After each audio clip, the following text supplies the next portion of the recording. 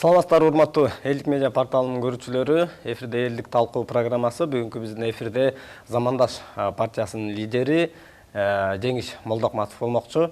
Саламатсыз багай. Рахмат, убактыңызды бөлүп келип бергениңиз үчүн. Алгачкы эле суроону биз бүгүнкү кырдаалдан баштасак, саясий кырдаал десек да туура болот го. Өзүңүз көрүп тургандай, мына өкмөттө акыркы учурларда аябай алмашуулар көп орун алып жатат. Ошого сиз партия лидери катары, саясатчы катары кандай баа берип жатасыз? Негизи эле коомчулукта да ушундай сөз болуп атат, эми бирин алмаштырып, орун алмашуудан сумма деле өзгөрбөйт, мындан жыйынтык деле чыкпайт деген да сөздөр жүрүп атат да. Биринчиден эфирге чакырганыңарга рахмат. Анан биз ошо өкмөттүн ишине баа берип, катуу сынга алып жүргөндөрдүн бирибиз да. Мына өкмөттүн 100 күндүгүнөн баштап биз айттык элек, аткарылган жок ишин деп. Мына ошону азыр деле кайталайм. Сиз айткандай кадр маселеси бул аябагандай оор чындуу көйгөйдүн бири. Себеби өкмөттүн ишин алдыга жылдыруу бул кадрдын колунда. Мына Абылгазиев Мукан Дүйшүкевичтен 20 министринин бүгүн ошо 6 эле калыптыр. Калганы баардыгы ар кандай себептерден улам кеткен. Анын ичинен ала турган болсок, Шаикова ГРСтин төрайымы бүгүн Орозукта жүрөт. Изделүүдө иш козголгон. Ошондой эле транспорт министринин орун басары билесиздер, $500 миң пара менен кармалып, жумуштан кетти кийин Жалилов. Мына ошондон улам мен айтат элем да, бул кадрлар тандоо өкмөттүн бир кандайдыр бир түшүнүксүз нерселерге алып келип атат да. Бүгүн ошо өкмөт кадрдан улам өзүн өзү бир туңгуюкка кептеп койду. Алсак парламентке жакында эле вицелерди бекитпедиби? Бул мыйзам бузуулары менен бекиди да. Себеби ошол эле өкмөт мүчөлөрүн парламентте карап беките турган өзүнчө процедурасы бар. Мына Мыктыбек Юсупович Абдулдаев жакшы айтты го, түшүндүрүп берди го. Парламентте бүгүн 6 фракция отурат. Ошол 6 фракциянын ичинен куралган көпчүлүк коалиция бар. Биринчи көпчүлүк коалиция караш керек, тийиштүү профилдик комитетке киргизиш керек. Анан жалпы жыйынга алып чыгып, анан өкмөт мүчөсүн бекитет. Ал эми бүгүн бир премьер-министрдин сунуштамасы менен түз эле жалпы жыйынга алып келип, же комитеттен бекитип алып эле анан бекитип берип коюшат. Биякта мен ошо жоопкерчиликти тең экиге бөлүп карайт элем да. Бул жалгыз өкмөттө эмес, парламенттин да жоопкерчилиги эбегейсиз чоң. Мына өкмөттүн ишмердүүлүгүнө, анын планына жана отчетун кабыл алууда жогорку кеңеш жооптуу да. Андыктан өкмөттүн ишине премьер-министр өзү жана парламент толугу менен жооптуу. Бул эл унутпайт эч качан. Тийиштүү учур келгенде баа берилет.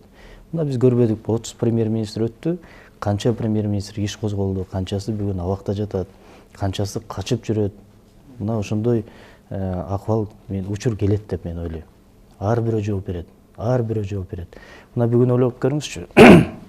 Экономика жакшырды дегенибиз менен былтыркыга салыштырмалуу, былтыр бюджеттин киреше бөлүгү 155 миллиард менен бекиген. Чыгашасы 165. Ошондо баягы таңкыстык деп коет, дефицит 9 миллиардка жакын болгон да. Ошо киреше бөлүгүнөн бюджет аткарылган жок да. Парламентте өкмөттүн отчету каралып атып, так айтылбадыбы? Ошол эле салыктан 6 миллиард, 6,3 миллиард сом чогулбой калды. Бажыдан 1 миллиардка жакын чогулбой калды. Бул эмне деген нерсе? Бул ошо бюджет аткарылган жок деген нерсе. Да, башка жерлерден алып келип чогултуп, анан аткардык деди. Экинчи, быйылкы жылга карата бюджетти таңкыстыгын же болсо дефицитти кыскарттык деди. Ал секвестированиянын жолу аркылуу башка чыгымдар кыскартуу менен анан кирешени көбөйтүп коюшту да. Бул деген мен ойлойм бир 3-4 айдын ичинде чоң таасирин берет. Бир парламентте депутаттар айтып атпайбы, кол менен көргөзүп, бүгүн экономика монтип жыгачты сындыргандай кырсылдап атат депчи. Билинбеген менен ушундай бар да. Дагы бир мисал айтып берейин. Жалпы экономикага тийиштүү социалдык жакты. Кыргызстанда 2265 мектеп бар бүгүн. 100 миңден ашык бала мектепке барбайт экен. 600 мектеп жетишпейт. Эми карап туруңуз, 1349 бала бакча бар. 800 миңге жакын бала садикке барбайт. Ошонун ичине 20% барат. Толугу менен камтыш үчүн Кыргызстанга 1800 бала бакча керек. Өкмөт эгерде каржысы жок болсо салганга, анда мындай бир ыкмалар колдонулат көп мамлекеттерде. Жеке менчик менен мамлекеттин келишүүсүнүн негизинде жана жеке менчик балабакчаларды иштетүү. Мына ошондой ыкмаларга өтүшүбүз керек. Анын бири жок бүгүн. Демек келечек күмөн да. Мына ошол эле социалдык жагдайдан алганда пенсионерлердин саны өсүүдө. Пособие алгандардын саны эле 370 миңден ашык. Майыптарыбыз эле 150 миңден ашык. Мугалимдердин саны мына бүгүн 75 миңге толду. Ошонун ичинен эле карап көрсөңүз, аялдарга карата зомбулук аябагандай күчөдү. Борбор Азия мамлекеттеринин ичинен биз эң биринчи сапта турабыз. Мына былтыр эле 52 биздин аял өлүп кеткен экен ушу зомбулуктан. 2500дөн ашык ымыркай төрөттөн өлгөн. Бул Европада 1000 бала төрөлсө, ошонун бир 5-өө өлсө, бул трагедия деп эсептелинет. Ошол учурда мамлекеттик деңгээлде программалар кабыл алынат, чечимдер кабыл алынат. Бизде 2500 бала өлүп кетти. Мына бул өкмөт бул боюнча үн каткан жери жок, көргөн жокпуз да. Жалпысынан алганда чек ара маселеси жатат. Чек ара маселесин мына өткөндө кеткен вице-премьер эмне деп айтты? Бир Кудай билет качан чечилет деди го. Анда эмнеге өкмөткө баратасың? Сен эгерде жооптуу кызматка баратсаң, ошол кызматты максатын билишиң керек, сен жолун билишиң керек, чечүү жолун талдашың керек да. Анан элге багыт беришиң керек. Мени таң калтырган бир нерсе болду. Баткендеги чек ара боюнча жер алмашуу ыкмасын колдонобуз деп. Да, бул дүйнөлүк тарыхта жана көп мамлекеттерде колдонулат. Эгерде такыр эле чечилбеген ыкма болуп, баягы жагдай болуп калса, жерлерди алмаштырат. Бирок ошол учурда дагы эл менен кеңешет. Бизде топографиялык картаны чыгарып алып, анан Жеңиш Разаковдун сүрөттөрү чыгып кетти да сайттардын баарына. Жер алмашат экен деп. Эл жалпы билбейт. Мына ушундай түшүнүксүз нерселер көп болуп кетти да. Андыктан мен айтам, жеке эле кадр эмес, жалпы өкмөттүн иши аябагандай чабал. Мындай ыкма менен кетиш болбойт. Негизи эле ошо сиз жаш саясатчылар ушул сиз айтып өткөн көйгөйлөрдү тез аранын ичинде ордуна келтирип же чечүү жолдорун көрүп атасызбы? Бир эле жол бар. Тартип. Өкмөттө тартип керек. Мына жөнөкөй далил жана мисал айтайын. Коопсуздук кеңеши өттү. Коопсуздук кеңешинде чечкүндө чечимдер кабыл алынды. 30дан ашык, мен жакынкын эле айтып атам, 30дан ашык аткаминерге сөгүш жарыяланды, жана башка нерсе болду. Бири жоопко тартылган жок да. Андан кийин жыйынтык чыккан жок да өкмөт тараптан. Коопсуздук кеңеши өткөндөн кийин мамлекеттик кызматкер же өкмөт мүчөлөрү дагы эле коррупция менен кармалды да. Коопсуздук кеңеши өткөндөн кийин бир жумага жетпей. Бул эмнени билдирет? Бул өкмөттө эч кандай бир тартиптин жоктугунун белгиси да. Ошондуктан эң биринчи өкмөттүн иши жылыш үчүн тартип керек. Экинчи, өкмөттүн программасы керек, конкреттүү программасы. Мына 2 жыл мурун ушул өкмөт, азыркы өкмөттү парламент карап атканда, билесиңер да, программасы жок келген да. Программасы жок келген, шашылыш келген. Биз түнү менен жаздык деп, убакыт бергиле, анан алып келебиз деп 3 айдан кийин программаны алып келишкен. 3 айдан кийин программаны бекитип берди. Бирок азыр сиз да билбейсиз, мен да билбейм, эл да билбейт. Өкмөт эмне программанын негизинде иштеп атат. Ошол эле программасы жалпы улуттук кеңеште кабыл алынган чоң документ бар. Улуттук стратегия бар. Өнүктүрүү стратегиясы. Ошо өнүктүрүү улуттук стратегиясы канчалык деңгээлде айкеш келет, канчалык деңгээлде аны менен иштөө ыкмалары бекиген жок да. Ошол эле президенттин жарлыгы менен чыккан аймактарды өнүктүрүү өкмөттүн айынан бири да ишке ашкан жок да. Мисалы санариптештирүү, аймакты өнүктүрүү боюнча 2 миллиард бөлүндү эле. Аны толугу менен башка багытка бурулду да. Эми айтып берсе аябагандай көп кемчиликтер. Сиз айтып өткөнүңүз иши азыркыдай башаламандык деп да койсок болот, ошону жөнгө салуу үчүн тартип керек депчи. Ошо тартипти кантип орнотсок болот? Же мисал бул өкмөттү эме парламент шайлап атпайбы? Балким парламенттин да канчалык бир деңгээлде тартипке сала албай жатабы, же парламент мындай ыкшоо болуп атабы? Эми мындай да чын айтканда, өкмөттү программасы жок бекиткен парламенттин өзүндө күнөө. Өкмөттүн мүчөлөрүн комитетке чакырып отчетун уга албай аткан парламентте күнөө. Өкмөттүн отчету жарашпай турса дагы аны жактырып берген парламентте күнөө. Анын планы аткарылбай турса дагы аны жактап берген парламентте күнөө. Мына ошол эле өкмөт иштебей атса, аны мактап жаткан депутаттар да күнөө, парламенттин жоопкерчилиги аябагандай чоң. Аны бардыгыбыз билебиз. Айтсак тыянак чыкпайт да. Эмне кылабыз? Мына 5 жылга шайлайт экенбиз, ушундай болгон депутаттар отурат экен. Анан өзүлөрү каалаган адамды отургузуп, каалаган адамды кетирет экен. Бир нерсени мен айтып берейин. 5-чи чакырылыш менен 6-чы чакырылыштын айырмасы. Бир-эки сөз менен. 5-чи чакырылышта тартип бар эле. Азбы көп бар болчу. Мисалы көпчүлүк коалиция отуруп, ошол жерден кимдин фракциясы кайсы министрликти алат деп жок дегенде мындай карап, бөлүшүп, жоопкерчилик аз болсо да бар эле. Азыр андай жок да. Мына жакында эле көрүп атпайбызбы баарыбыз. Өкмөт башы алып келген кишилерди шагыратып эле, көпчүлүк коалиция карабайт, комитет карабайт, шагыратып эле парламент кол көтөрүп эле берип атышат. Трибунага келип сүйлөйт, мунун жарабайт, каршымын дейт, бирок кнопкага келгенде басып берип атат. Бул эмне? Бул чөнтөк парламент. Экинчиси, өкмөт боюнча сурап атпайбызбы? Бул эң чоң жоопкерчилик өкмөт башыда. Тартипти алып келген, ошол эле элдик медиада жетекчиңер шалаакы болсо, баарыңар басып кетесиңер да. Эгерде катуу болсо, баарыңар иштейсиңер да, тартип болот да. Ошондой эле. Үйдө деле атаң күчтүү болсо, үйдө тартип болот да. Мына ошондой эле бул баардыгы жетекчиден. Өкмөт деген ким, өкмөт башы деген ким? Бул менеджер да, дайындалган менеджер. Азыр бизге ыкчам түрдө мындай кризис менеджер керек да. Сиз айтып өттүңүз, өкмөттүн дагы, парламенттин дагы айрым кемчиликтерин, катачылыктарын. Сиздин жеке оюңузча ушул бул парламентте негизи эл тарабынан шайланып келип атат. Өкмөттү парламент шайлап атпайбы? Баарыбыз эле билебиз. Анан коомчулукта ошо парламентке дагы, өкмөткө да ишенбес көбөйүп кетти да. Бирок айландырып келгенде ошол парламентте эл шайлап атат да. Мына шайлоо да жакындап калды. Кандай, канткенде күчтүү парламент, канткенде күчтүү өкмөт алып келе алабыз, тартиптүү өкмөт алып келе алабыз. Биринчиден аягында туура айттыңыз, мындай сапаттуу өкмөт дейли. Сапаттуу чыныгы бир элдик өкмөт келиш үчүн сапаттуу парламент керек. Себеби бизде баш мыйзам ушундай жазылып калган. Өкмөттү парламент курайт. Жалпы мамлекеттин экономикалык, социалдык жана ички маселелерине баардыгына өкмөт жооптуу депчи. Демек биз биринчи ирет парламентте сапаттуу алып келишибиз керек.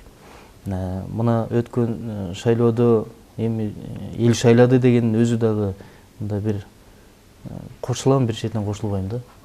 Анткени баарыбыз билебиз кандай шайланган, кандай өткөн шайлоо, эң кымбат шайлоонун бири болгон баарыбыз билебиз. Ар бир добуш канчага бааланган, бир мандаттын баасы канча эле баарыбыз билебиз. Ошондуктан биринчи ирет шайлоо мыйзамы ылайыктуу болуш керек.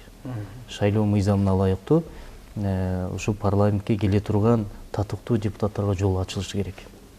Мына ошондо бир чын эле эл өкүлдөрү келсе, билимдүү, илимдүү, кагаз тааныган, тамга тааныган дейилчи. Мына ошолор мыйзам деген эмне экенин түшүнгөн, өкмөттүн куралышы эмне экенин түшүнгөн, мамлекетте эмне бар, эмне жок экенин билген депутаттар келгенде, анан ошолор жоопкерчиликтүү анан өкмөттү курап берет. Мисалы парламент өткөндө силердин коллегаларыңар жүрөт, канча район, канча шаар бар десе билбей отурган депутаттар бар экен. Бул депутат, эл өкүлү мыйзамды жазып, мыйзамды бекитип бергенден кийин ал мыйзам өзүнүн округуна иштебейт, ал жалпы Кыргызстанга иштейт да. Анан эгерде сен канча шаар экенин билбесең, кантип мыйзамды иштеп чыгып атасың? Сен кантип ошол мыйзамды элге алып чыгып атасың, коомдук угууга? Таң калыштуу. Бир ыкма бар. Сапаттуу парламент келгенде, биринчиден утуп келген партиянын лидери өкмөт башыга барыш керек. Демек ал партияда толугу менен жоопкерчилик пайда болот. Бул өкмөт башы, премьер-министр, бул саясий кызмат. Артынан элди ээрчите турган, элди ишендирип, ынандыра турган, өзүнүн министрлерин, кол алдындагы кызматкерлерин тартиптүү мындай бир жолго сала турган адам керек да. Мына ошол алып келгенден кийин анан артынан келген партия, парламентте фракциянын жоопкерчиликти өзүнө алат. Мына ошондо партия шайлоодо алып келген программасын ошо өкмөт башыга берет да, ошону ишке киргизет. Мына ошондо кичине жолго салынат. Эми парламентке кантип татыктуу депутаттарды алып келебиз? Бул эки жоопкерчилик бар. Бул биринчиден бийликте, мамлекеттик бийликте, экинчи элде. Мамлекеттик бийлик парламентке келе турган жана депутат болуп иштейм деп мындай бир идиреги бар адамдарга жол ачыш керек. Босого, биринчи. Мына 9% болуп атпайбы? Эгерде ушуну канча төмөн түшүрсө, өнүгүп аткан мамлекеттерде босогон көрсөткүчү аябагандай төмөн. Анткени плюрализмден коркпош керек. Бул Америка менен салыштырып атышпайбы? Американын 200 жылдан бери калыптанып калган өзүнүн башкаруу системасы бар. Аякта 2 гана партия бар. Ал эми плюрализм башка өнүгүп аткан мамлекеттерде бул жакшылыкка гана үгүттөйт. Бул биринчи. Экинчиден, партиянын босоо канча төмөн болсо, мандаттын баасы да ошончо төмөн болот. Экинчиден, баардык партияларга бирдей шарт түзүп бериш керек. Ал кандай? Ошол эле элдер чогултууда. Бир партиянын капчыгы чоң болсо, ал стадионду чогултат. Бир партиянын капчыгы жок болсо, ал 5 адам менен жолугат. Мына ошондуктан баардыгына бирдей. Мына көп мамлекеттерди кыдырып жүрөбүз, көрүп атабыз да, мамлекеттик жергиликтүү бийлик чогултуп берет экен. Бир учурда, бир күнгө, бир саатта шайлоого аттанган партиянын баардыгы барат. Эл алдына чыксын. Мына ошондо көрөбүз. Мурун элге жек көрүндү болгон, элдин баягы таламын талашпай өз кызыкчылыгында иштеген адамдар элдин алдына чыга албай калат. Чыныгы элдик уул кыздар чыгып калат ушунда. Экинчи, дебаттарды көбөйтөлү.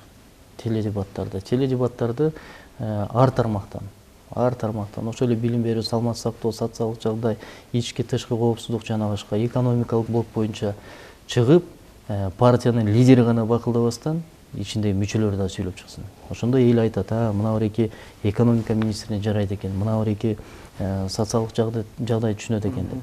Биз бүгүн билбей атабыз да. Мына айтып атат, сөз болуп атпайбы, ветеринарды алып келип, тиги чек араны кайтартып койду деген сыяктуу болуп атпайбы. Ошондой сөз болбош үчүн ар бир кызматка өзүнө татыктуу инсандарды билим илимине жараша, тажрыйбасына карап коюш керек. Ошондо ана мамлекетте өнүгүү болот.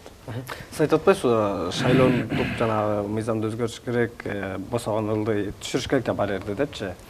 Ошондо сиз айтып өттүңүз, ошо коалициялык утуп келген партия ошо премьерди алып чыгыш керек деп. Аны эгерде жанагы бар жер босого ылдыйраак болсо, көптөгөн майда партиялар келип алган коалиция түзүүдө маселе жаралбайбы? Эч кандай жаралбайт. Мындай да, эгерде бул ар бир мамлекет өзүнүн ичиндеги кырдаалга жараша ушундай бир системалар куруп турат да. Мисалы 3% кайсы бир мамлекетке жарашат. Элдин менталитетине, аң сезимине, жалпы кабыл алуусуна жараша пайыздар коюлат. Бизге 3% коюп койгонда чоң коркунучу бар. Анда регионалдык кландар келип калат да. Туура ошол эле Кара суу кланы келип калат, мисалы. Ошол эле Таластык, Нарындык, Көлдүк кландар келип калат да. Бир адамдын тобу келип калышы мүмкүн. Бул 50 000 добуш алдың деген нерсе да. Анда чыр болот. Анда бирөө Таласка тартып туруп алат, бирөө Жалал Абадка, бирөө Нарынга тартып туруп алат, өзүнүн районуна тартып туруп алат. Мына ошондо башталышы мүмкүн. Бул коркунуч. Мисалы мен ойлойм, бул 5% кылып койсо, бул орто эсеп менен бир 80-100 миңге чейин экен да, 100 000 добуш алып, өт коалицияга кир.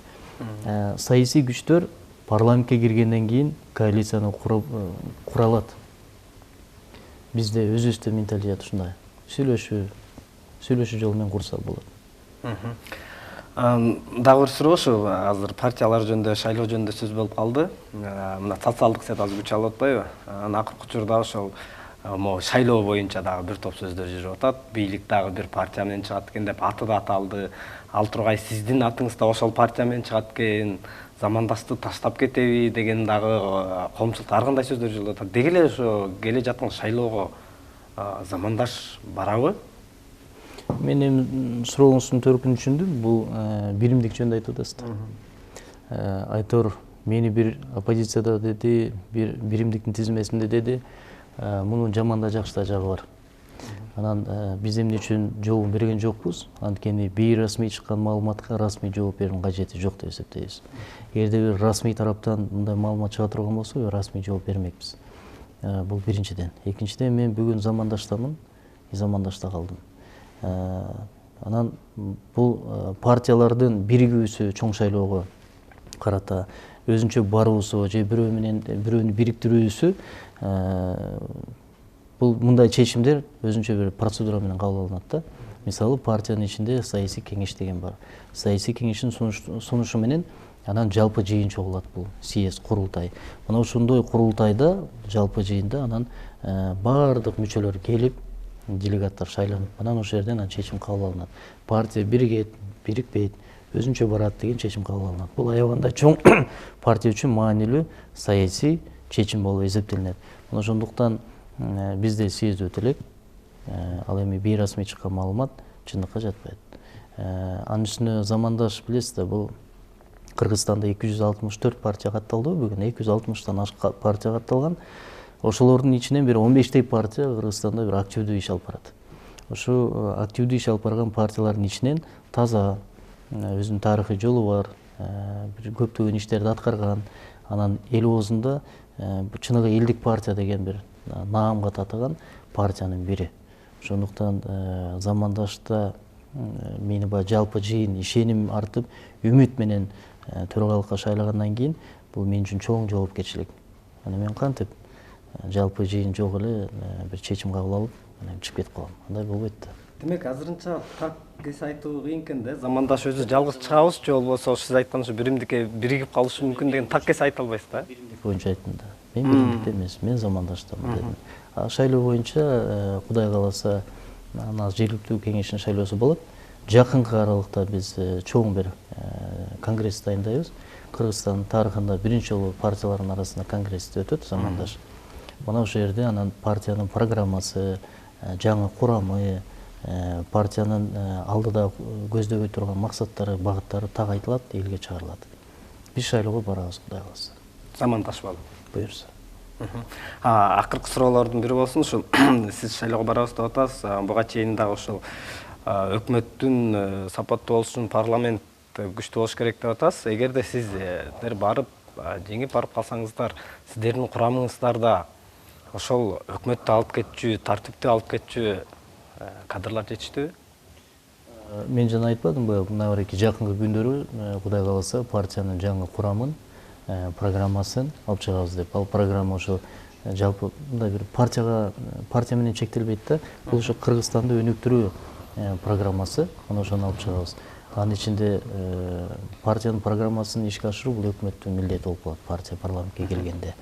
Мына демек жаңы курам менен программаны айкалыштырып өкмөттүн курамын чыгарабыз деген түшүнсөңөр болот. Сөзсүз түрдө замандаштын ичинде ар тармактуу адистерибиз бар. Кудай кааласа өкмөттү дагы алып кеткенге, парламентти да татыктуу иштеткенге жана иштеп бергенге инсандарыбыз бар. Дагы сиз жоогуңуздан бир суроо пайда болду. Ошо биздин азыр мыйзамда ошол премьер-министр, биринчи вице-премьер-министрлер, мисалы депутат болуп туруп барса, ал кызматтан бошсо кайра ордуна келе берет, депутат болупчу. Ошол мыйзам негизи сиздин оюңузча туура эле деп эсептейсизби? Бул вице-премьерлердин баары эмес.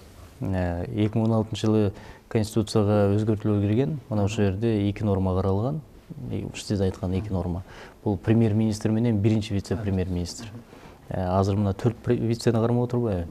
Премьер менен биринчи вице кызматтан кетсе, мандатын сактап калат деген норма бар. Бул эми жакшы дагы жагы бар, жаман да жагы бар. Жакшы жагы ишенимдүү ишти алып барат да. Жаман жагы бул эмнеден улам келген? Бул норма эмне үчүн кирген? Анда тарыхы бар да.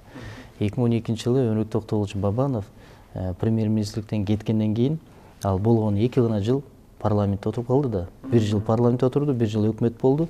Кызматтан кеткенден кийин баарынан кол жууп калды. Туура 15 жылга чейин бош болуп калды. Мына ошондой болбош үчүн деп парламенттен чыккан демилге болгон. Аны ачык айтышыбыз керек да. Партиянын лидери келип премьер болуп кеткенден кийин кайра парламентке келиш керек деген өзүлөрүн ыктаган норма болгон. Да, бул айрым мамлекеттерде бар, сакталган. Коркунуч жагы кандай? Эгерде биринчи вице менен премьер экөө тең мандатын кайра сактап кала турган болсо, анда парламент менен баягы конфликт интересов деп коет, кызыкчылыктар кагылышы башталат. Анда парламентке премьер дагы, вице дагы баш ийбей калат. Мына мындай коркунуч бар. Муну өрөкчүкеш ачык айтып чыкпады эле. Мына ушундай нормалар, мындай бир кичинекей мындай бир кандай десем бир жарылчактар пайда болгондо, бул коркунучтар, реалдуу коркунучтар. Эми өзүңүз ойлоп көрсөңүз, сизди премьер кылып койдук. Сиз коркпой иштейсиз да. Кетсем да депутат болуп калам деген. Бул жоопкерчиликти бир четинен алып койгон болдук да. Мына ушундай нерселер бар. Премьерге бараткан адам өзүнө ишенимдүү мындай бир тартипти киргизе алам, экономиканы түшүнгөн, жалпы мамлекеттин ички саясат, тышкы саясатын жүргүзө алам деген инсан келиш керек да. Чыныгы элдик мындай өкмөт башчысы болуш керек. Ал болуш үчүн бардык привилегияны алыш керек. Украинадан карабайсызбы? Рададагы бардык депутаттардын ашыкча баягы кол тийбестигин алып салды. Депутаттардын. Бизде билесиңер, мандаттуу депутаттын иммунитети бар. Парламентте сүйлөгөн депутат сөзүнө жооп бербейт деген нерсе бар. Ошон үчүн парламентте каалагандай сүйлөп атышпайбы. Илгери легендарлуу парламенттин депутаттары же болбосо ошол 3-чү сазыв эң күчтүү сазывдын бири болгондо депутаттар менен сүйлөшүп отурсаңыз, алар айтат: биз дейт процедурный маселеге чыкканда түнү менен дайынданчубыз дейт. Кагазды карап кайра окуп, бизди эл көрөт, бизди коллегаларыбыз көрөт деп, анан ошо кесиптештердин алдында, элдин алдында уят болбойлу деп микрофонго 2 мүнөт үчүн даярданып чыкчубуз дейт. Бизде андай жок болуп атат да. Жок болуп атат. Ошондуктан бул эмнеден белги? Бул эгерде адам кандайдыр бир өзүнүн кызматына же жумушуна жоопкерчиликти сезбесе, ал эл менен эсептешпейт. Ал элдин кызыкчылыгынан алыстап калган. Анткени чыгарып аткан мыйзамдар, токуп аткан токтомдор, кабыл алынган чечимдер, өкмөткө берген тапшырмалар, бул бардыгы мамлекеттин ичиндеги жашаган элге багытталган да. Эгер сен ошого жоопкерчиликсиз карап, ушул кагазга көңүл бурбасаң, демек сен элге болгон мамилең ошол деп түшүнүшүбүз керек. Эгерде сен аны тыкыр карап, бардык нерселер менен таанышып, мисалы мыйзам деген эмне экенин, мыйзам кандай жол менен жазылат, мыйзамдын кабыл алуу процедурасын билбеген депутаттар бар да азыркыга чейин. Же болбосо 120-нын ичинен эл тааныбаган депутаттар бар да. Кээ бирде чыкканда таң калып атабыз го, бизде ушундай депутат бар беле деп. Демек, ушундай мамиле кылбасаң, сен эл менен кантип иштешесиң? Жанагындай да, бүгүн жөнөкөй элдин наны канча, сүт канча, un канча турат, шекер канча турат. Бул потребительский корзинанын негизги азык түлүктөрүн сен билишиң керек. Эл өкүлүсүңбү, аткаруу бийлигиндесиң, билишиң керек. Суу канча турат, билбесең, жанагы жалпы коомдук транспорттун баасы канча турат, билбесең, мамлекетте канча район бар, канча шаар бар, канча айыл өкмөт бар, билбесең, сен кантип отурасың анда? Коомчулукта жаштар келсин деп айтып атпайбы парламентке? Ушу жаштар келсе, ушу сиз айткан нерселерди, мыйзам жазуу жол жобосун үйрөнгүчөктү убакыт кетип калып, анан дагы кийинки парламентибиз ушул ойдон калып кетпейби? Эми мен азыр айткан сөзүмө айрым жаштар дагы таарынышы мүмкүн, жаман көрүшү мүмкүн, бирок бул ачуу чындык. Бардыгы эле жаштар келсин дегенге мен каршымын. Мыктыбек Абдылдаев Юсупович жаманбы? Аябагында эң мыкты, мисалы мен жеке сыйлаган эң мыкты депутаттардын бири.